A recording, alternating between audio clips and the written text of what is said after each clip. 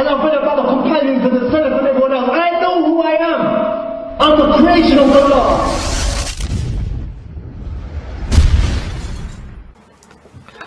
Bismillahirrahmanirrahim. Wassalatu salam ala Rasulullah sallallahu alayhi wasallam. I'm here with a young brother who I've met today, inshallah. Basically, he was born into a Muslim family and so forth. I thought he was actually a convert, but he was born into a Muslim family. He hasn't been practicing all his life, and I just wanted to explain basically what brought him back to Deen. So, brother, what is your name? Abdul Wajid. MashaAllah. I take it you was born into a Muslim family, yeah? I was, yeah. Were your parents practicing, not practicing, semi-practicing?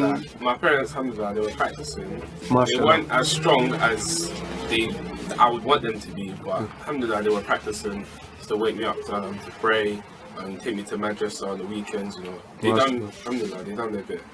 Okay, so basically we're in London now. Did you grow up in London? Yes, yeah. Okay. What part of London? South London, like Tulsa.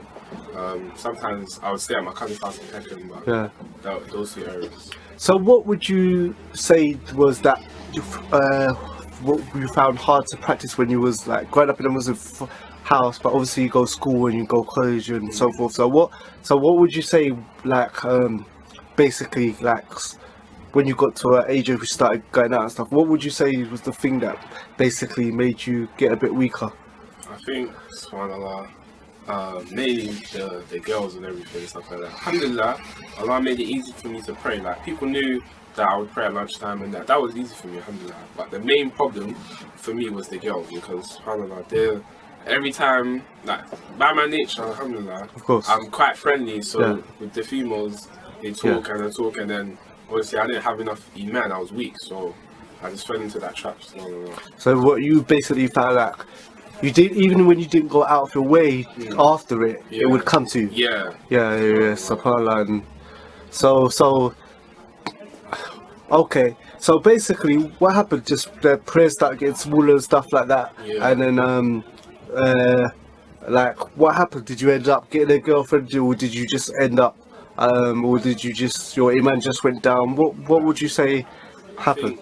It started off with the prayers. Like, I would come home from school, I wouldn't pray until like Maghrib time. I haven't prayed Dhuhr or Asr, and then it would come to Maghrib time, I'll be at home watching TV, sleeping, or just on my phone talking to girls and all of that.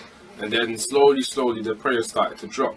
And then, subhanAllah, like, I started missing Isha and started, missing all these prayers and that, missing Fajr, and then, subhanAllah, after a while, what's it called? I was like, I didn't really take it serious. I started neglecting some prayers. Then I started talking to like a lot of girls like late night and stuff like that instead of praying. SubhanAllah. So would you say it's impossible to be strong in prayer and speak to a lot of girls at the same time? Definitely, I think it's important because the main thing that opened the gate open for girls was the prayer. When I lost the prayer, I lost everything. Like, I just like. So you reckon that? So basically, you talk to girls more when you prayed less. Yeah, it was like the ratio. It was like 50% praying, and then afterwards it was like 100% girls, 0% praying. Like, I lost everything.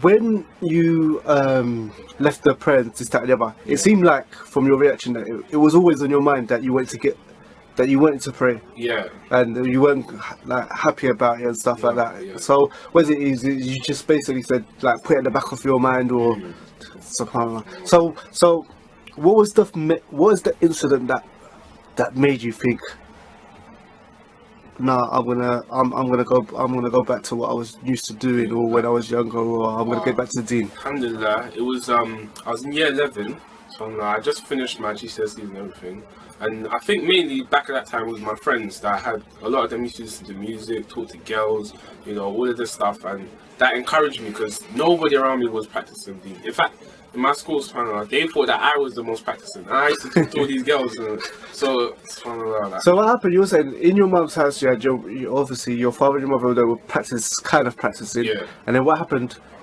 Not even through you going to church, through your friends, girls came into the situation. Like, Would you say, or maybe I misunderstood you, did you say that because of your friends, yeah. that's why the fitting with the girls started? Yeah, that like added fuel to the fire basically. Okay. So they You was started- already with girls in college and this and the Yeah. other, but having friends that you're close with who had girls, they had girls around you? Yeah. Okay, so you interacting with them and them interacting with girls? Yeah, Okay, and cool. then they had girlfriends and all that, and they were like, oh yeah, why have a girlfriend and don't worry about that, man. Like, So they were kind of not passing them on to you, but it was easy if you Yeah. wanted to, if Basically, you could, yeah. So they encouraged me to do like all of that, which is around and everything. And it was fun. I was weak in it. I didn't have no knowledge, no man, no good friends around me, so I fell into it. It's fun and what's it called? I got deeper and deeper into it until when I was talking to girls and that, doing jahil things like in Ramadan and stuff like that.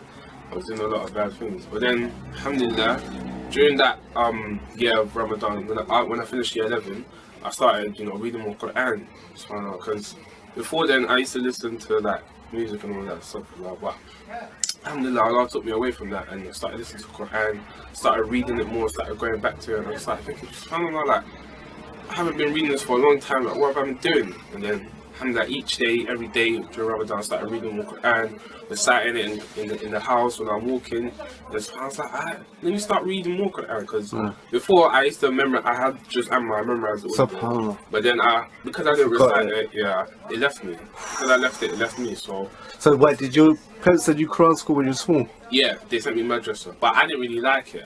But you just did it because it was your parents. Yeah. But you still memorized it. Yeah, I still memorized it, alhamdulillah. But then I didn't know the benefits of what, Yeah, of what course. it was.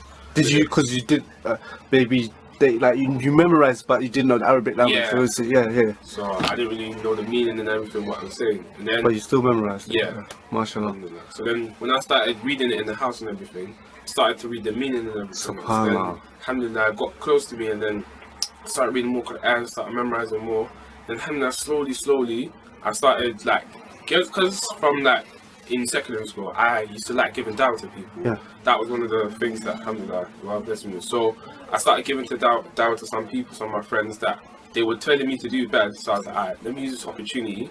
I started watching a lot of videos about dawah and stuff like that. Yeah. Then I started giving dawah to them, telling them, Allah is one, this is that, like Jesus It is helps one. with your iman as well. Yeah. It was helping. So Yeah. alhamdulillah, I started using my friends as an opportunity to get good deeds in it. So alhamdulillah, I started giving dawah to some people. So one of my friends, alhamdulillah, became Muslim because he saw me praying and everything. I taught him some of the Quran. Subhanallah. Taught him some of the deeds. So. Was this one? This wasn't one of the guys you used to hang around with. No. Yeah, This so was just like someone you knew. Yeah, I know him for a long time. Alhamdulillah, he knew me, knew that what I was about. Alhamdulillah, Allah guided him to Islam. And then afterwards, I started giving dawah to them, started helping them about, and then slowly, I started praying more. Then started going to the masjid. Started becoming a better Muslim. Started teaching my little brother. Mashallah. Alhamdulillah, all of that. It just started from the Quran, really, truly. How did the people that you used to hang around with and so forth react to you starting to pray and starting to like? So I had to, when I started like practicing more, I thought to myself, alright, let me be real.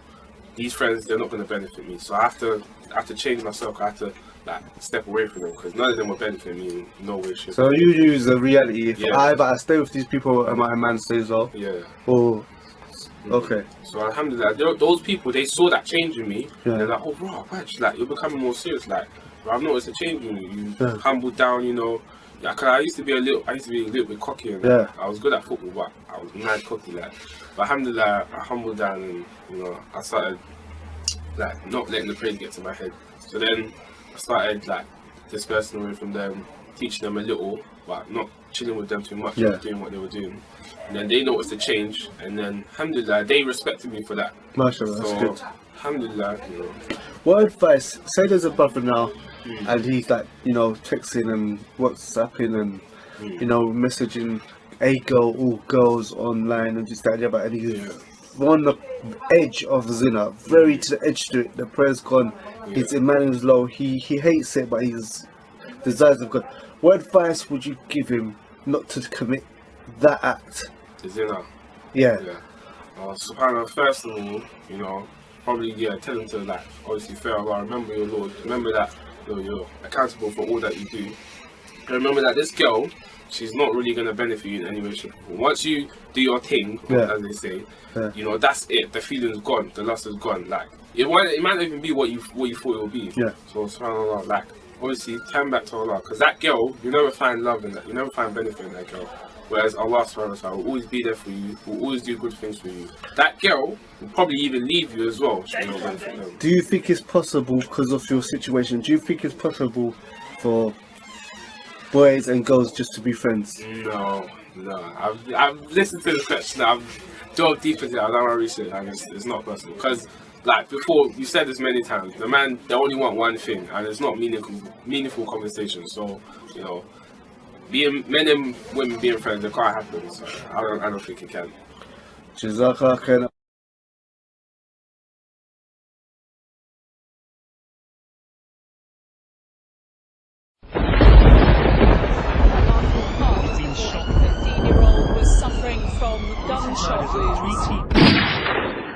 Since I've come to Tawheed and I've read about the companions and the Salaf and everyone else, I know who I am.